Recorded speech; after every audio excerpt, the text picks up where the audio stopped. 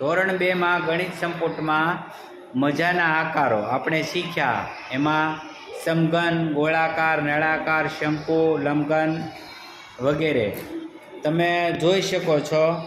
અહીંયા મીઠાઈની એક દુકાન બતાવી છે. તો એમાં ફ્રીજમાં અને ઉપર ચિત્રમાં જુઓ તમે, અલગ અલગ પ્રકારની મીઠાઈ છે. એના આકારો જુઓ તમે, કોઈક સમઘન આકારની છે, કોઈ લંબઘન આકારની છે, કોઈ ગોળાકાર છે, કોઈ શંકુ આકારની છે, કોઈ લંબઘન આકારની છે. તો અલગ અલગ પ્રકારના આકારની મીઠાઈ તમે જોઈ શકો છો. આ ચિત્રમાં જુઓ, આ ભાઈ જલેબી બનાવે છે. તમને કઈ મીઠાઈ વધારે ભાવે છે?